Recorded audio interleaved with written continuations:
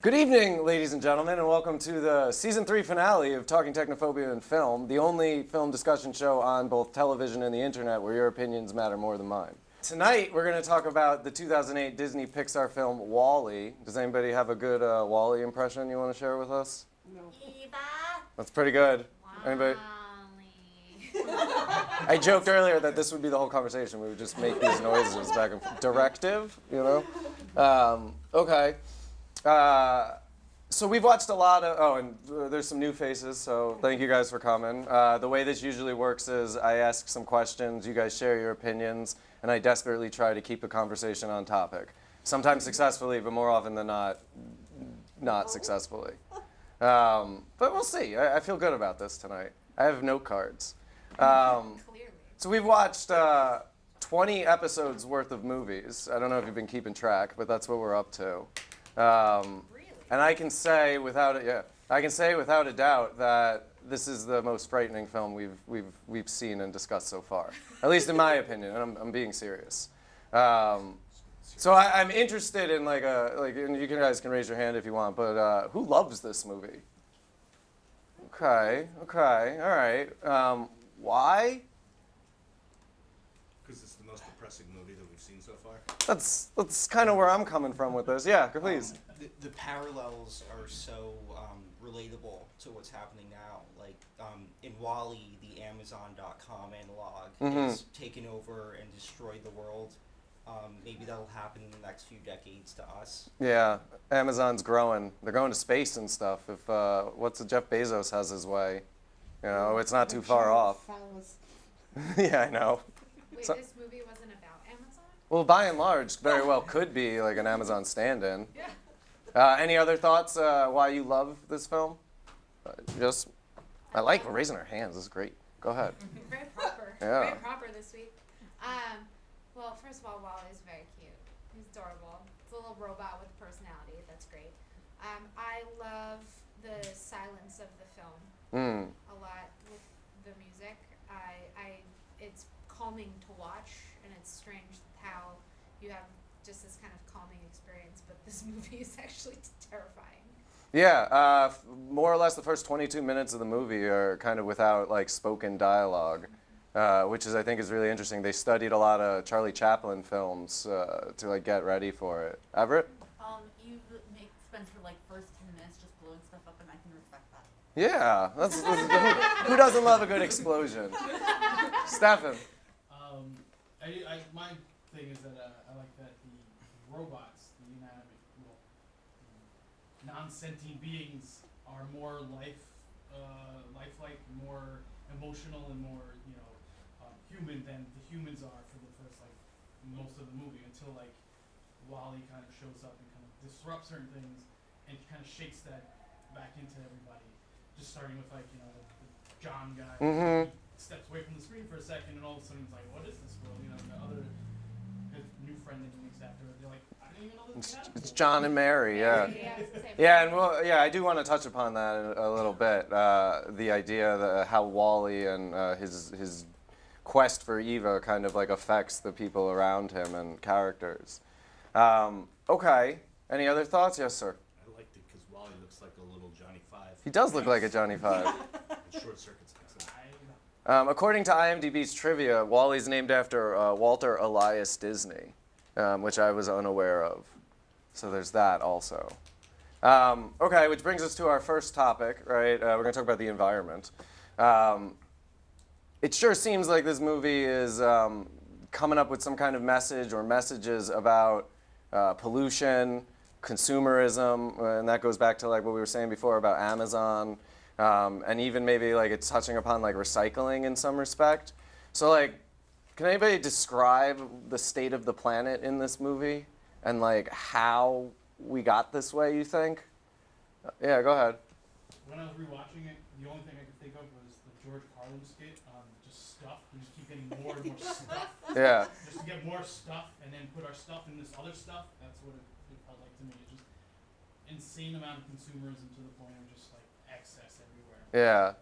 it's actually interesting if you think about how they go from all the stuff on the planet to them being on the ship, and all their stuff is just compacted on your screen. Yeah. That's how they had evolved socially, Yeah. or I guess not socially, just like as a society. And Yeah. even their food is just condensed to just like Everything tastes better through a straw, I've been told. It's like they learned from their mistakes, but were they better for it?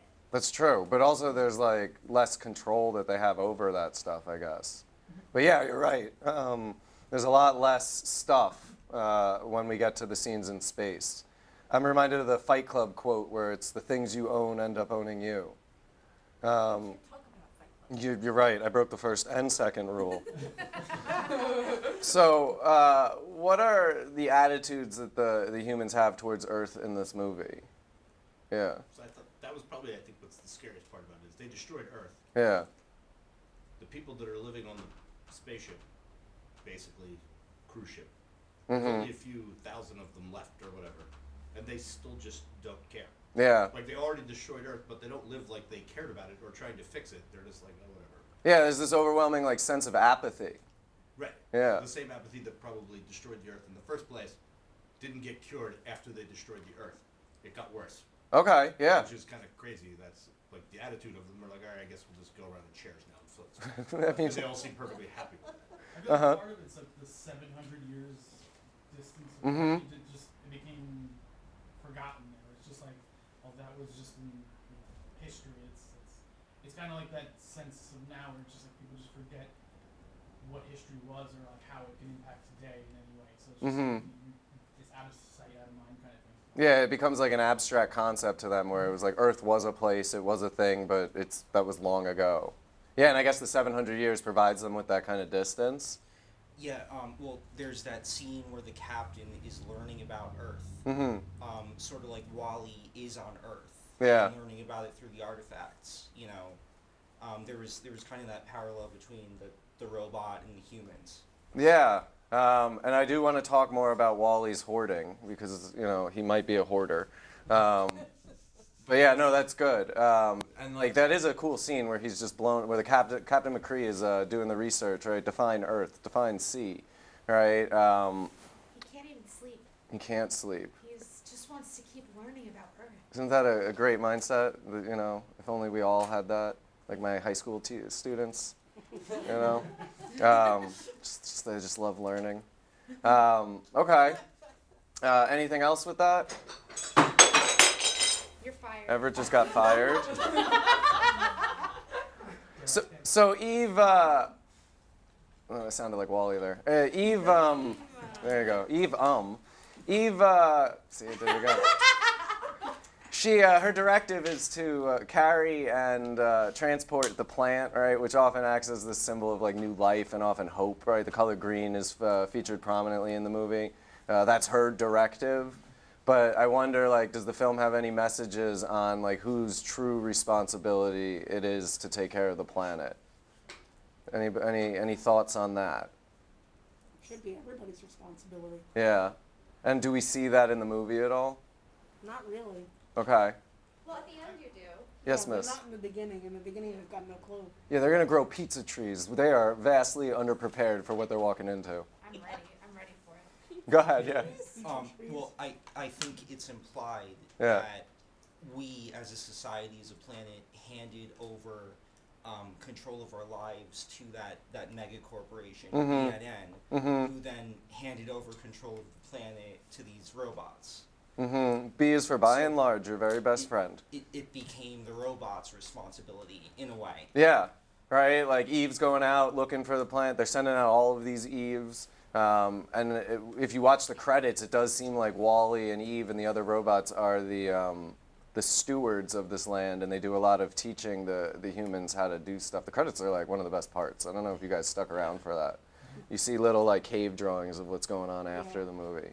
That's why we don't need a sequel.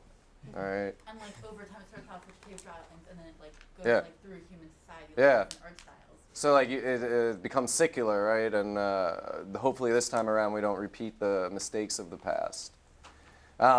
Is this woke Disney, as the kids say these days? Is this an example of what they call woke Disney? Yeah, I may do Yes. it again. Can they do it? Yes. Why is this woke Disney? Just because I'm still trying to figure out what that means. Well, Mm-hmm. there is a clear message about how we need to more properly take care of things here. Otherwise, our outcome will be us as gelatinous masses just in chairs looking at screens flying through space. Yeah, big blobs of people. Yeah. Isn't that an irony? Why? How so? Because it's Walt Disney, Yeah. and don't they make things you don't need? Mm-hmm. No, never. Not That's Mickey not Mouse. True, Sharon. Don't talk bad about Mickey Mouse. Not my Mickey and Minnie. No. I think that's a really good point, right? That Disney is this monolithic corporation that is very consumer oriented, right? It's And all about buying. mm-hmm. It's all about merchandising and buying. Yeah. And maybe we're moving away from the concrete with that, and like they have like digital things now, like Disney Plus, because they're selling us that.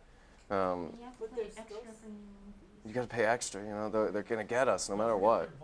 Their vault. They got things in the vault and they release it limitedly. See, this is before when I said we go off the rails. This is the beginning of that. Yeah, go ahead.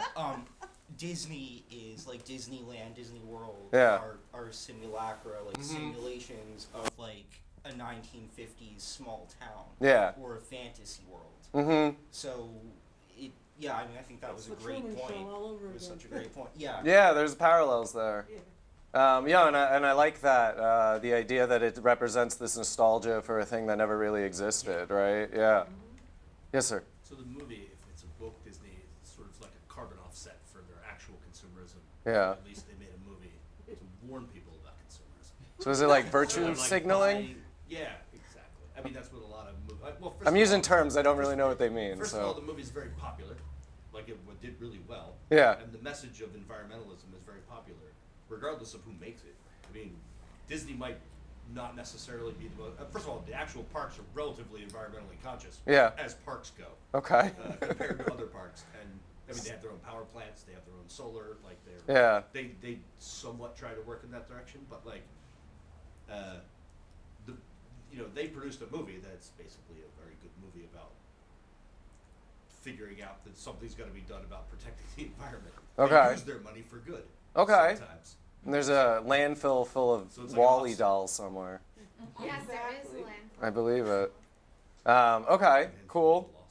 lost. So it wouldn't be a Talking Technophobia class if we didn't talk about technology. And there's a lot of technology in this movie. Like Stefan had mentioned before about like the difference between the machines and the humans, and how the machines seem more lifelike than the humans do. And I mean, I think there's marvelous examples of technology, but also like really terrifying ones. I think it does bring up the question whether or not technology is helping or hurting us, the people in this movie. So I'm wondering like how far us, you and me, just you and me, Sharon. I'm wondering how far-fetched or distant this technology is, in your opinion. Right? Do you like we obviously have spaceships, and they are talking about like space cruises and things like that, and things for the super wealthy. Is this a pipe dream that's far off in the distance, or is this something that's like the environmental angle? Is this closer to reality than people might not first think? I think it's 20 years down the line. You think 20? Space cruise? Better stop If studying. Jeff Bezos and Disney, we're just plugging them a lot tonight. If he is his way, Elon Musk and stuff. So you think 20 years? Elon Musk already I said don't his think first it'll take space that cruise. long. Yeah. Yeah, like three months ago. Okay, that's true. It went around the Earth 3 times. Wait, with are we- no astronaut. Are we talking like Doctor Who space cruise? Anybody know? What we're talking I about? don't. Because there's an episode where they're cruising around space in like a Titanic ship, Mm-hmm.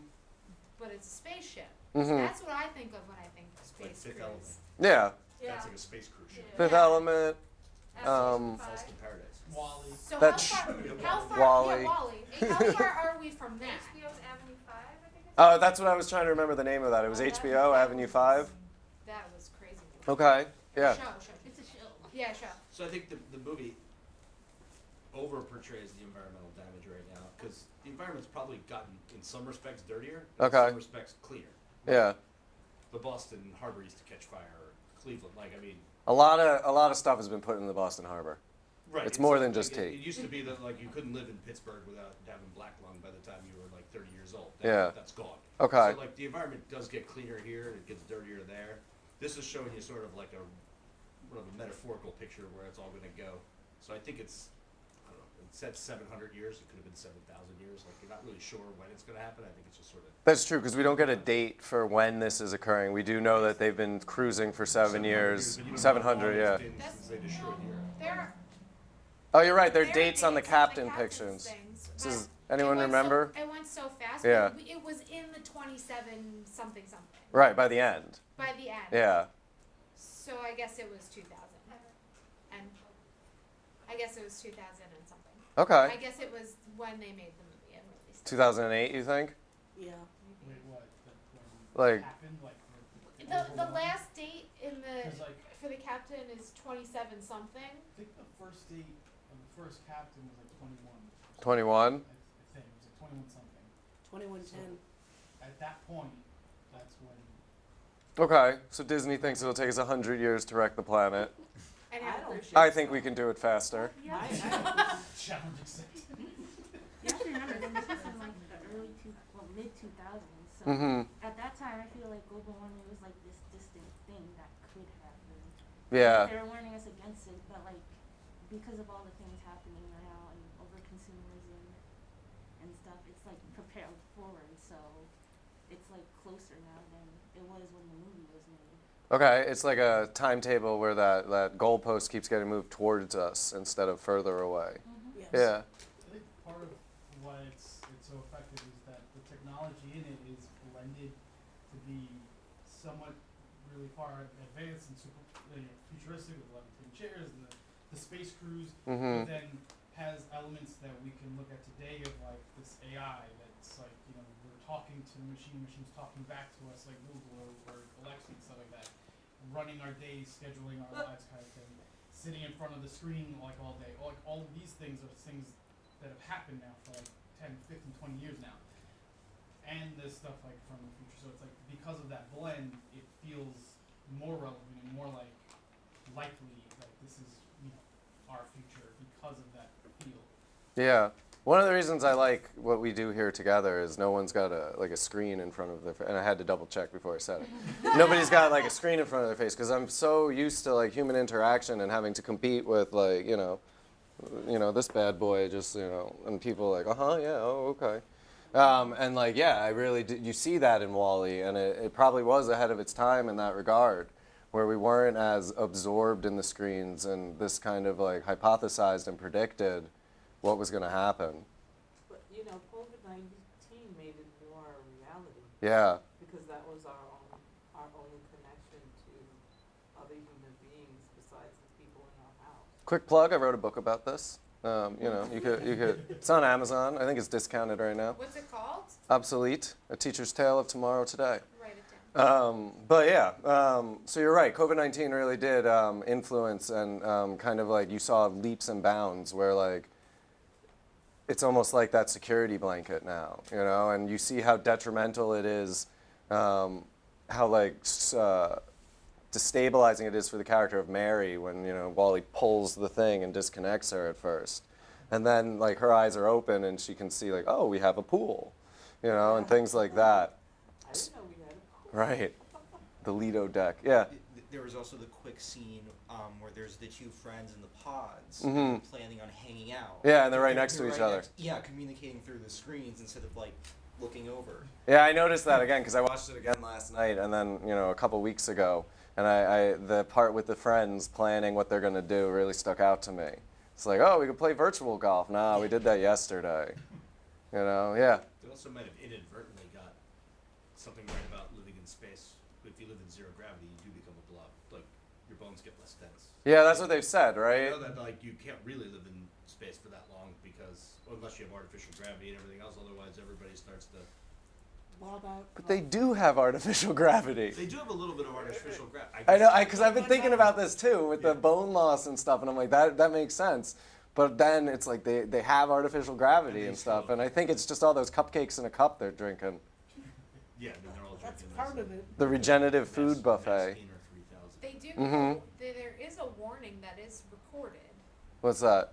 It's the president. Oh, the by and large president? And Yeah. now, is by and large also the government by this point? Yes. Probably. Yeah, right? Yeah. Because he has the seal of the Oval Office, it looks They, like. Yeah. they even have by and large currency. Yeah? It's a quick shot in the very beginning when Wally's just, rolling through the planet. You see a bunch of by and large bills on the ground. Okay, I didn't notice that. That's interesting, yeah.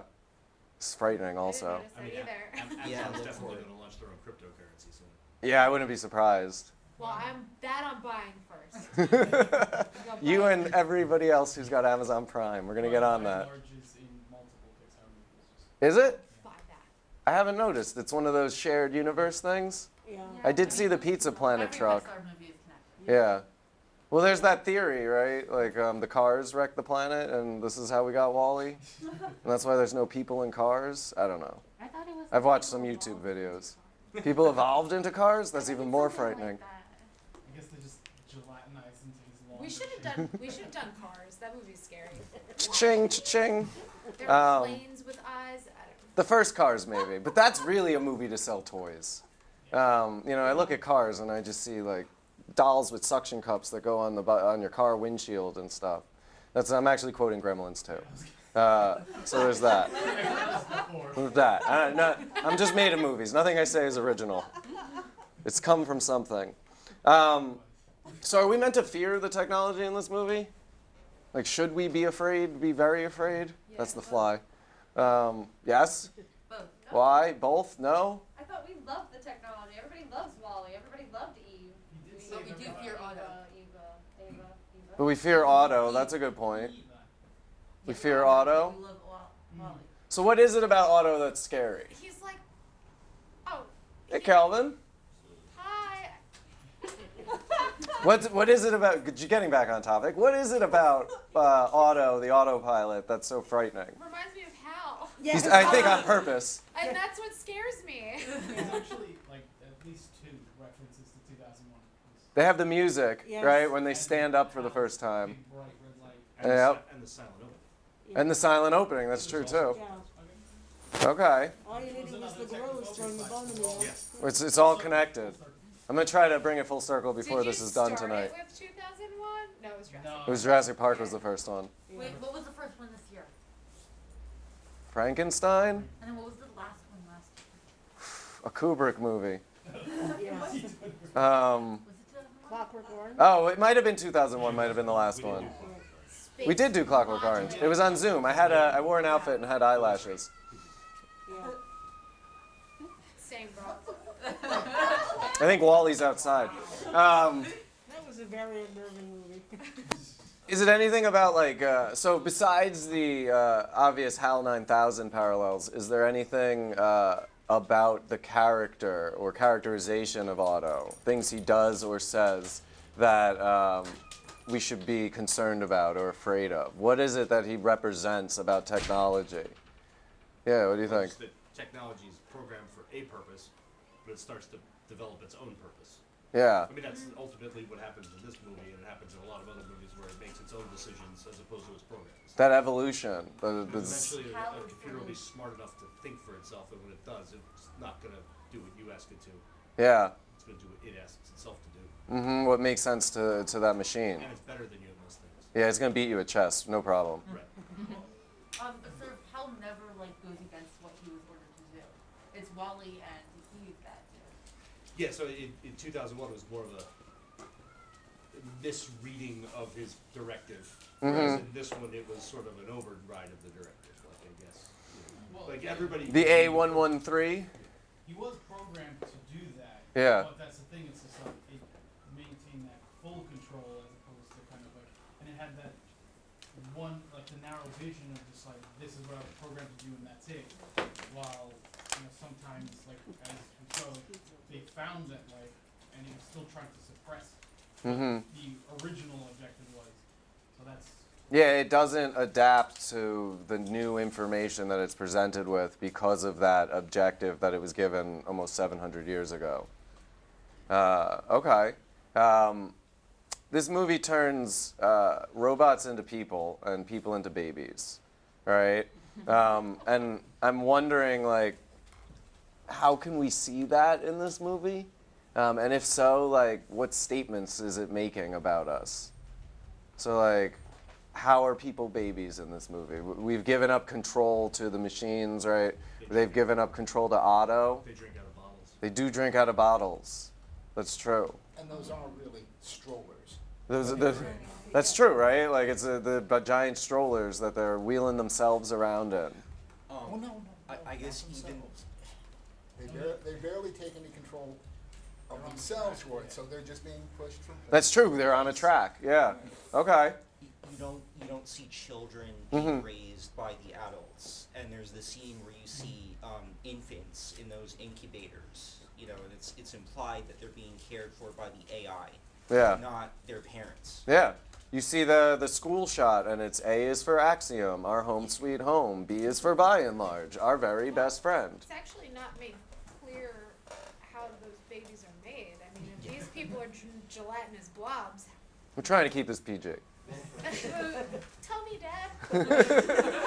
Well. No, I mean, but are they making babies in baby in tubes? Yeah, I would By assume that so. point, probably. Like Matrix I style. mean, because the humans aren't doing it. Right. Well, because it's such a new experience for them to actually touch hands. Yeah. You can tell that they're not doing anything. That they're incubator babies.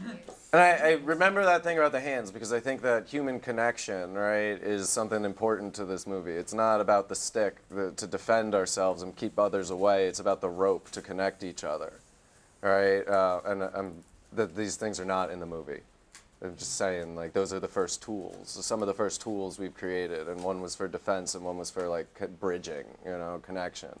And I think that the hand motif is definitely something that kind of speaks to that a little bit, where like Wally and Eve have that scene where they're holding hands, right? We see that again and again. You see Wally watching, I think it was Hello Dolly, you see him holding his own hand. Mm-hmm. But Eve does that as well too when she sees the same moment on that screen. Mm-hmm. Yeah. They bond over their love of musicals. What can I say? You know what? It's a Same. great love. It's No, just that's how I have all of my singing and dancing. Wally's got some moves, Wally and Eve are characters. Okay. Human ingenuity. Human ingenuity is often our innate problem-solving ability, like Luke Skywalker using the Force, disconnecting from technology to blow up the Death Star in A New Hope.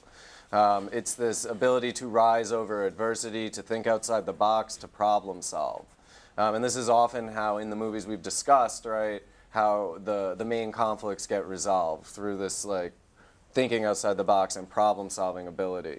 But in this film, humans are represented as dependent and lazy, and I wonder if this is representative of our current attitudes and culture. Right? Are we more like these big baby people than others might assume? Right? Is this not a vision of the future, but a reflection of the present? But doesn't a human's dependence on technology reformat their brain somehow? Because there's certain things they're not doing anymore. Because the device, even if you look at your phone, Mm-hmm. it'll adapt to the way you think and what you do and your behavior. That's a good point. I know my first phone number. It was 949-7153, and I've known some of you guys for years, and I don't know any of your phone numbers because I don't need to, including you.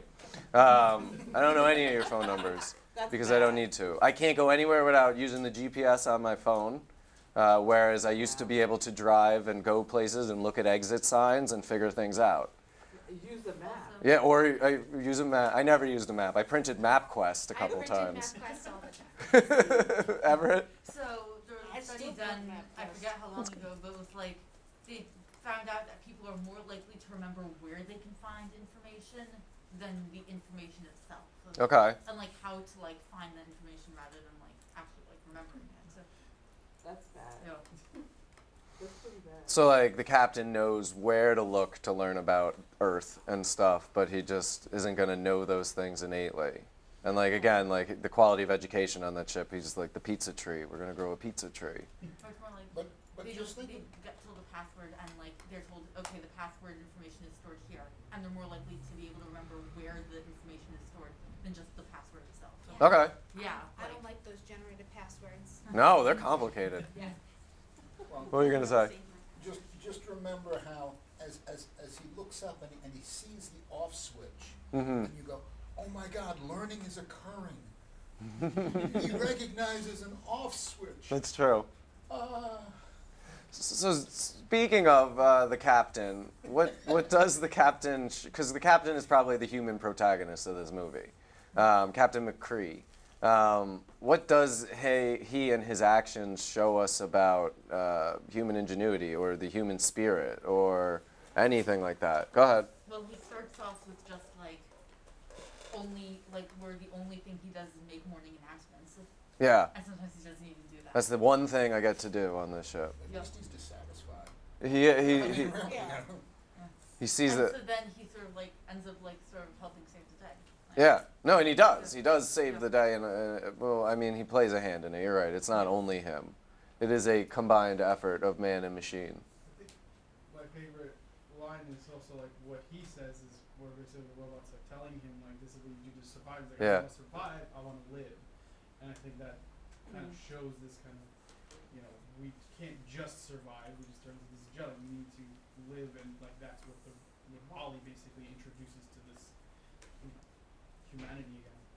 The will to live, the fight to not only survive, but have your own experiences, have some kind of agency over your own life. Okay. Does he show this problem solving? Like, again, like learning the off switch and putting two and two together, I think is a good example of that. Can anybody think of other examples? He stood up too. Standing, Wow. right? And they all see it. All the other humans on the ship, they see it, Oh my God, we can stand. right? I call that moment baby's first steps. It's like one. It looks like. It reminds me one small step for man, one giant leap for mankind. It's intended to. Yeah. That's another, I guess, it's kind of an analogy to 2001 with like the monkeys. Yeah, they play the music at that point. Yeah. Oh yeah. Yeah, So just like walking, it's the first steps.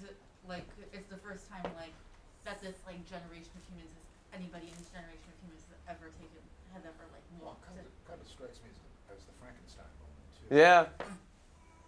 Yeah. You're right, full circle. Well, I'm sorry, young Frankenstein. Young Frankenstein? No, Okay. anyway. Okay. Are there anything positive about humanity highlighted? Right? Because we see a lot of the negatives. Is there anything positive about us or them? Good movies, I guess. We make good movies. Wally's a good movie. We made that. Yeah. Well, despite the degradation, there was still some innate sense of humanity never lost. Yeah. And that's in the movie, despite the fact that they've all blobbed. Yeah, at least they knew what a beach was.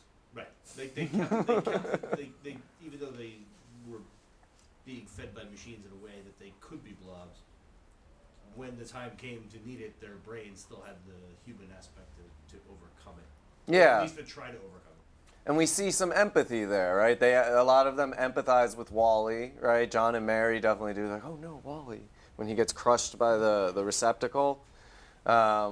So yeah, right. I like that. Where this idea that where they're retaining some kind of aspects of their humanity, more so than just the captain, right? We see that it's kind of contagious, and it seems to spread a little bit as we approach that final act of the movie. Okay, any other thoughts about that? Because next I'm going to talk about ghosts in machines. Okay. So the ghost in the machine idea, right, and we've talked about it before, but it's the idea that like through malfunction or unforeseen elements or just random code in the programming on a long enough timeline, like robots develop sentience or consciousness. They start to become indistinguishable from us in terms of being alive. And maybe even develop something close to like a soul, right? Now I know this is a Disney movie and everything is anthropomorphized anyway, but it sure seems like Wall-E and the other machines have a lot of human characteristics put on them where the humans are lacking those things. And I do want to ask if Wall-E's a hoarder, but I guess it's a better... Not just building the pyramids. He's doing that really well, because you figure he's like the only one. All the other ones are broken down on the side of the road, and he's jacking their sneakers. Yeah. Um, And there are other parts. but is he malfunctioning or evolving? Both. Right? Both? What do you think? Why? Well, yeah, he does like do things that the normal ones that those functioning ones don't do, but it's those but that's all that like the mutations are like cause evolution are, is just like when like the genes don't copy properly, they cause like those mutations are what cause evolution. Yeah. He's still good for his programming as He can make those boxes. as evidenced by, really tall pyramids. They do the time lapse and they show you his progress in one day. You know how many boxes he's making. Yeah, and evolution is just mutation, Mhm. and the fact that Wall-E was the only surviving robot of his type on Earth. Yeah. Maybe that implied that he was glitched or mutated in some way that let him. Or knew Yeah, how to Yeah, fix he, it. he shows the ability to adapt, right? Where like again his treads are messed up and he's like he notices it and he goes and he takes the treads off another one that's already broken down and replaces it. He's got spare parts. Go ahead. Well, that's what I was gonna say. Is like it's not necessarily hoarding. He has spare parts. He like was keeping things that he found useful. You know, whether they were for aesthetic purposes or completely functional purposes, there was a reason why he kept those items. And it was all very well organized. It was very well organized. So, yes. Still a hoarder? I mean, No, he was better organized than me, so. No, I like the idea that he looked at them as though, man, those are the Air Jordans of the age. Oh, let me get those. Okay. Yeah. They're off his dead body, but. Well, yeah, he is grave robbing a little Is bit. he doing the same thing as human beings? Sure. How so? Because that's what human beings do. They buy and consume things. Mhm. Might have been junk, but they buy and consume things that they think they need. Yeah. They don't really. And sometimes it's just because it's pretty or different, right? Like the Rubik's Cube, he's like, I don't know what this is, but I'm going to hold on to it. You know, he doesn't even think to try to figure it out until Eve shows him the completed one. What were you going to say? I was gonna say, follow up with Sharon. So Yeah. Like, a lot of what we find sentimental is just regular things. It's just there's an emotion tied to it, a memory tied to it, something else. Otherwise, from any other perspective, it's just stuff. Yeah. That's basically what he's collecting. He's collecting these things that he just finds interesting for whatever reason to him, and from any other perspective, it's just a lighter. Yeah, right. But, Yes, but they're all just lighters. The lighters were cool, so Well, I they mean, got collected, yes. lighters are cool.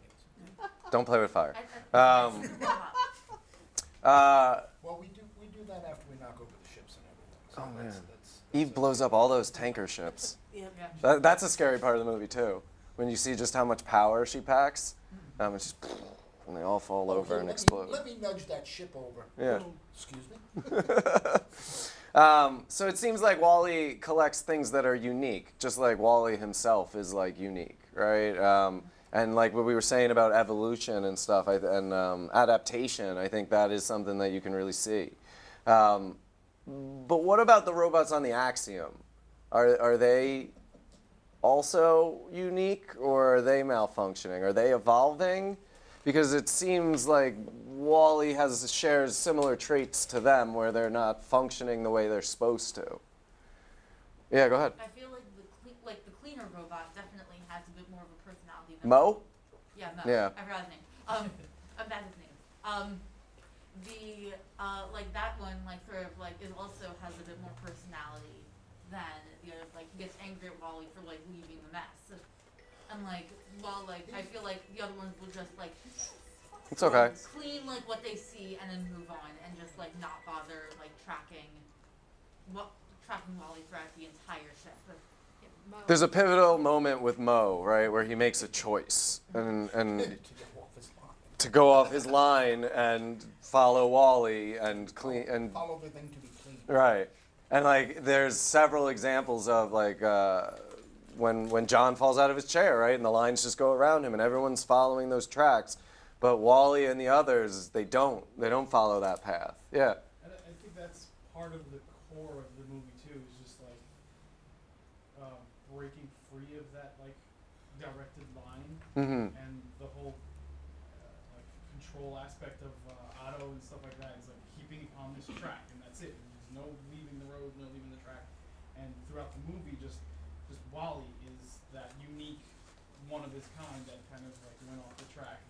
And then once he gets to the ship, he introduces that kind of breaking paths everywhere he goes, from like Mo to John falling off his chair. Mm-hmm. And as it keeps going, it just spreads to like the point where at the end of the movie, everyone is completely off the track. Yeah. Where everyone's falling to one side of the ship because everything is all over the place. And it's just, I think that's what kind of like helps us to redirect. It's like we're on this path, but we don't have to be. Yeah. We can avert this scenario, whatever.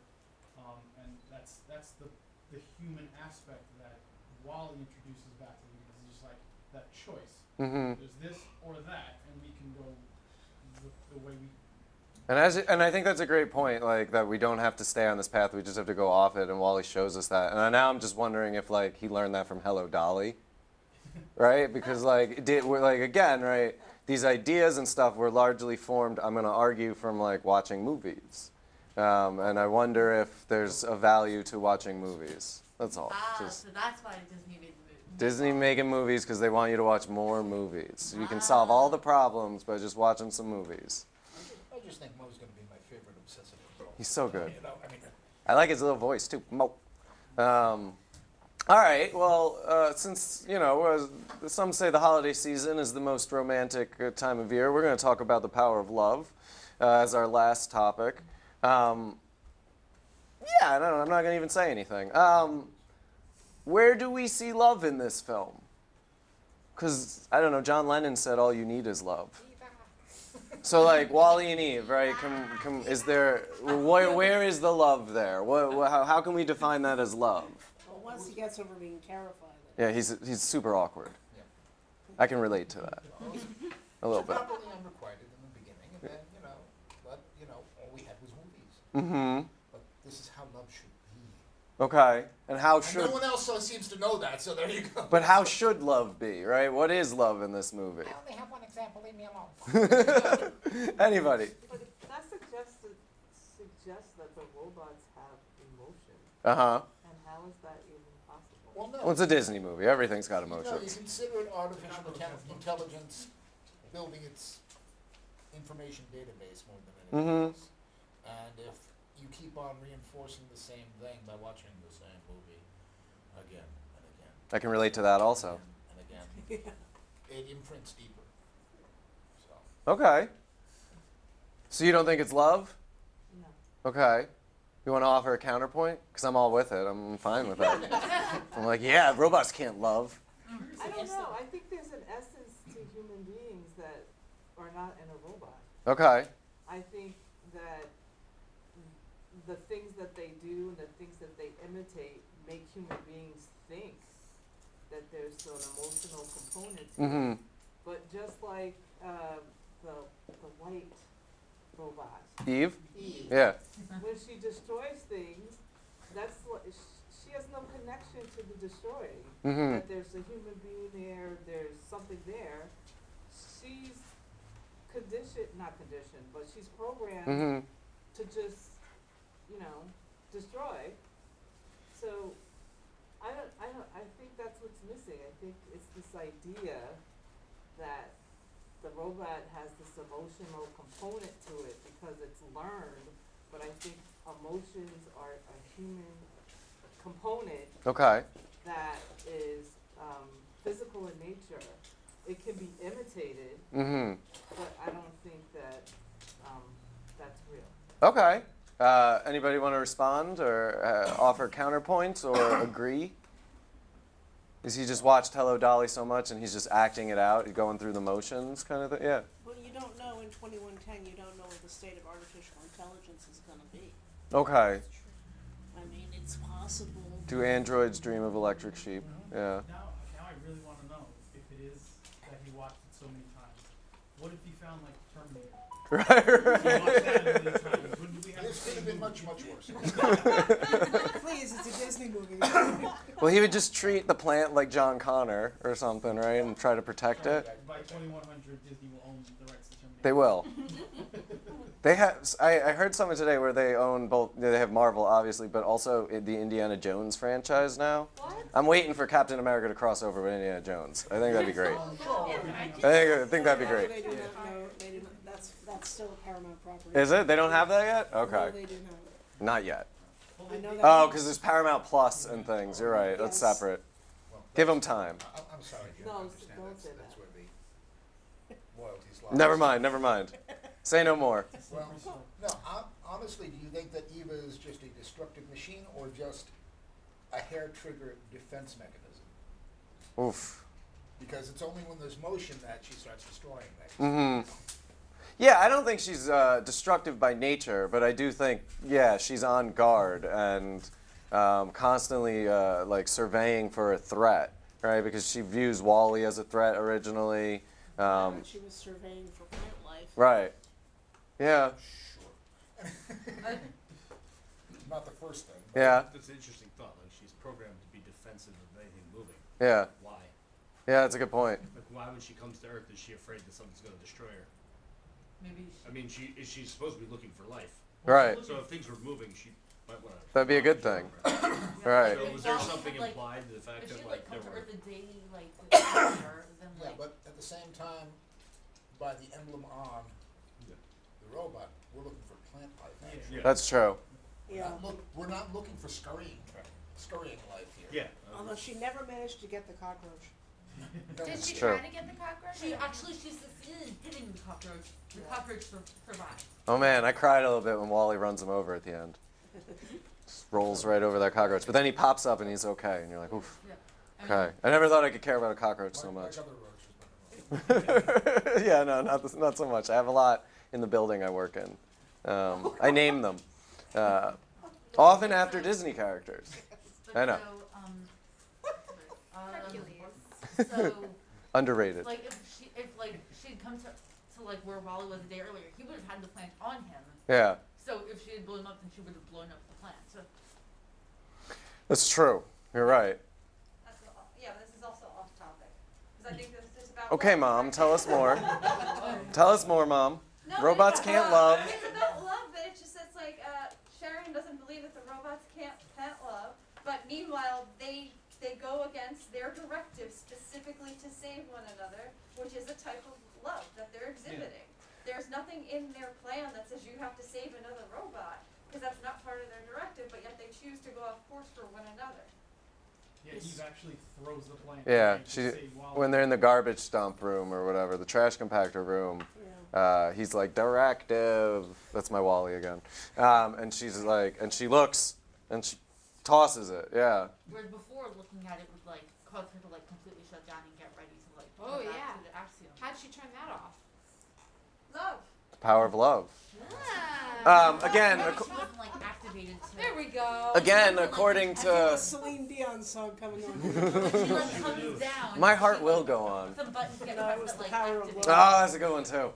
When Or is she that like comes Huey down, Lewis? some That's buttons Huey get Lewis. pressed That's to Huey activate Lewis. her, like That's also Celine maybe Dion. like one. Has second, it? Yeah? Yeah, that good would different cause her to, words. like, Too. actively start looking for it. Oh, I lost the thought. Hold on. Love. No, yeah, all you need is love. Love is all you need. Okay, so like maybe the robots can't love, but John and Mary, those are people. Do they count as love? Yeah. Once they look at each other. Once they look at each other, it's one of those love at first sight, or they're literally the only two people unplugged, so that it's natural that they would get together. I think they were together before they got unplugged. You think so? Yeah. He was the guy she was complaining about going on virtual dates with Yeah, I think so. to her friends. She's like, oh, all these guys I go on these virtual dates with. Let me tell Then you. she saw him in person and was like, wow. You do not look like your profile picture. Okay. All right. So maybe Wally. I know. I got one more question and then we're done. I'm not supposed to talk to the camera. So, which brings us to our final question. My directive is not to acknowledge the artifice and break the fourth wall. So this is one of the more recent or newer films that we've watched together over our time here. Being second only to Ex Machina. So after 3 years of discussing film, what can we say about the portrayal of technology overall? And It's both a blessing and a curse. Blessing and a curse. Also, feel free to talk about anything and everything at this point. Yes. Almost every movie treats technology as something that we need to be afraid of. Okay. There's no movie that's like technology is an unalloyed good. Yeah. Like there's no movie that's like, oh, thank God technology's here, we're all saved. Right. That's never. Star Trek Next Generation, maybe. But other than that, yeah. I guess that is. Like, Yeah. There's no bad technology. I mean, all the technology is good in I that. think the Borgs are pretty All right, leave the Borg Right, alone. but the human-generated technology in that fights the Borg. It's So true. the human-generated technology is all good. Yes, there's other bad technology, but that's alien. Yeah, and we kind of, we're not controlled by technology in that universe. Right. But I agree with what Greg's saying. Like, for the most part, a theme that's run across all of these movies, almost like I planned it that way, kind of fits with what you're saying. And here's my nerdy take on it. Okay. I'm a science major, All right. and people who make films are art majors, and they're afraid of science. They are afraid of science. So like people who make movies not. are afraid of technology. Well, Not all of them. Stanley Kubrick. I mean, Well, obviously. wait, not or afraid is of it the concept of ultimate power corrupting? Because technology brings power, and then that's corruptive. That's it. It's not the technology that's a problem, it's the humans behind it. They just like In to defense of the artists, I'm just saying. No, it's hacking Thank- artists. Right here. they just like to use the technology to make the art. And then past that, it's fine. It's true. No, yeah, and again, like I wrote a book about the dangers of screens for 3 years staring at a screen. You know what I mean? And like, there was something very ironic but also terrifying about that. What was the name of the book again? Obsolete: A Teacher's Tale of Tomorrow Today. Where did you get it? Find it on Amazon. But don't try reading it on an e-reader. Yeah, It'll don't- drive you don't. crazy. That's good to know. That's good feedback. Thank you. Yes. I was just saying, I know how we can tie it all back To Frankenstein? full circle. No, Okay. the beginning. Yeah.